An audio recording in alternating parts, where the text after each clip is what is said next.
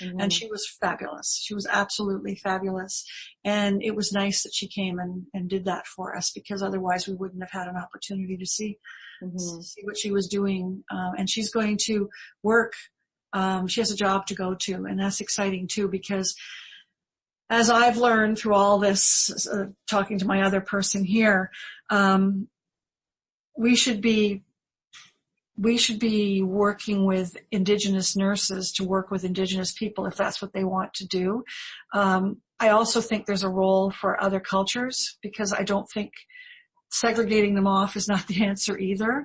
But if we have Indigenous nurses and they want to work with their own people, then that's fabulous. If they don't, it's fabulous too. And if they'll accept us, if we could get to a level or point where there's an acceptance back and forth, that would be really nice. But I do think we need more Indigenous nurses, and that might be the doorway in, for all of us to work together, because we can learn so much from them. Their rich history, their value of life, their value of the earth, and they just seem like the stories they tell, it's just, we all need to hear those stories. We all need to hear about the respect between a mother and a child, and a father and a child in the community. And that's important for all of us to learn from. It's not just, to say, oh yeah, they do that. They keep reminding me every time I listen to one of the elders, well, we've lost our way as a population on this earth. And if we followed more of what they've been taught, maybe the earth wouldn't be in so much trouble. So there's a comfort in listening to their stories for me, because they seem very wise. And if they're willing to share that with us, then we could grow too, because we're lost as a community in some ways, and we need to hear those stories. And I think we've become so technical within our own societies that we've stopped telling stories. And there's a great value in telling stories and hearing other stories. That's why I do qualitative research like you do, because I don't like numbers. I like stories. Yeah. Okay. So what is your process for doing this work? My process is as a dean, or our school. You personally, as a dean, yeah. Personally, for me, is making sure that I get the resources to put the right people in the right place, so that they can do the curriculum work, so that they can do the partnership work, so that they can to facilitate their work, so that we can get this done. And I do believe in choosing champions for different projects, because we have so many projects on the go right now with curriculum and with all of the reviews and everything we have to do. Then you have to have champions who are passionate about this project and will lead the rest of the faculty. We all cannot do everything, and we need to have people. Now, something I should have said before is, there's an expectation within our faculty that if you go and you do a specialty area for your PhD, that you will use that, because it's the Kazan-Boyer model, where you do the scholarship of discovery, and that scholarship of discovery should influence your scholarship of application, integration, and even service. It should flow through. So in order to praise the work that you've done in your specialty area, then we usually offer our new PhDs to create an option course that is within their area of specialty and practice. That's pretty cool. We have our Indigenous person. We have our interprofessional collaboration person. We have people who are bringing what they've done in their PhDs to campus, and then they're doing their research in that area, but their research is influencing the courses that they are allowed to develop.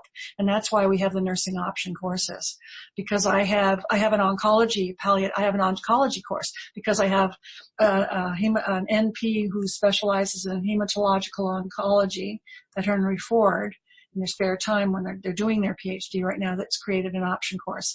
I have a palliative care end-of-life course, advanced end-of-life course, because of work that one of my faculty did in palliative care. So, and though that's influencing our curriculum, and that's the way it should be. And also, people should have the opportunity to follow Boyer's model and practice. And the students love it, because they are talking to an expert in that area. And the expert is continuing to grow from the cycle of learning with the students. So it's a win-win.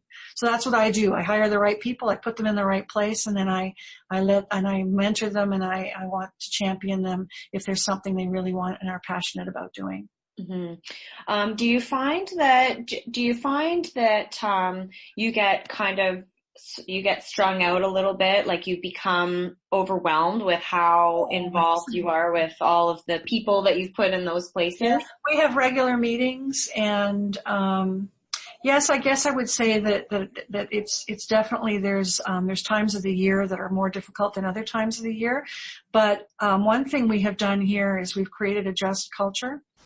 We've worked really hard on that culture, and we take time to celebrate each other. So we do have a retirement and celebration of PhD completion and new hires celebration coming up the end of June, where we're all together. We will do wine tours together. We have our Christmas party at Christmas together, and we have a secret Santa, and we have lots of fun there. We have retreats. We have, and I have teams. We are a team. There's no way I can do this job without the team that I have, the staff that I have and the team that I have. But we've come a long way because we weren't always this cohesive. And if you can't do this and keep the culture the way it needs to be, then there's gossiping, there's backstabbing, there's jealousy, there's all that stuff. We don't want that here. And we're working very hard we have had a history of that. We're working very hard to be inclusive. It's not always peachy every day, and there are people that get their nose out of joint every once in a while, but we work through it as a team, and we get to where we need to be. Mm-hmm. I have an open door policy in my leadership role, and like I said, I have strong teams, and we put teams together. And sometimes people get tired, and they don't play a very big role on that team, but somebody else carries it for the while. Mm-hmm. So we've created some really good things here. Yeah. We've done well, but it wasn't always that way. I have to say that, but you have to take care of each other. Yeah. One of those, it takes a village kind of things. Yeah. Well, that's awesome that you've been able And we're close with our students too. Like tomorrow's our big pinning. We'll have 1,200 people at dinner tomorrow night at the Chichero Club. It was supposed to be at Caesars, but they're on strike. And the president is coming, and our interim president-elect is coming with both their first ladies. So, it used to be that nobody attended our pinning from the president's office, and he has come for the last 4 years. So I would have to say that nursing is doing something good on campus. Wow, that's great. Yeah. So moving back specifically to the Indigenous health work, right. Who specifically have you involved in this work? I hear you refer to your champion a lot. Well, it's actually that person that's involved in that work. Like, she's involved others in that work through the work that they're doing with the curriculum committee and with the committees that we share with medicine, because we're in the same building with medicine here, so it's great. Mm-hmm. We talk about it at council. We have small working groups. We're not where we need to be yet, so we need to do more, but that's how we engage people, and we send people to different places. If there's a conference that they need to go to or something, we make sure that people know where they can go to do this. And we do a lot of back and forth with CASN and our people going and doing special things with CASN as well. Mm-hmm. Committee work or workshops and different things. So you just look for opportunities. And we look for opportunities on campus too, because we have Turtle Island here. We have the Indigenous Center, and so we have opportunities on campus. They do it for the campus wide for students. They have events. Like they do fun things. Not always sit in a room and learn about truth and reconciliation, but they have activities, fun activities, and the students are invited. And it's just, they have talking circles too on campus during orientation and things like that. Mm-hmm. And so how did your champion that you've got, was she a PhD student at the school, and that's how she kind of became recruited? She was a PhD student at another school, because we're relatively new to that game. Yeah. So if you use my quotes, they'll identify me, but definitely we went to other schools. Mm-hmm. And she came back, and this is her area of expertise, so we go to her. But others are now coming on board because we're growing that influence in that circle, and including students too. in that growth. And so are you having the students that are becoming involved?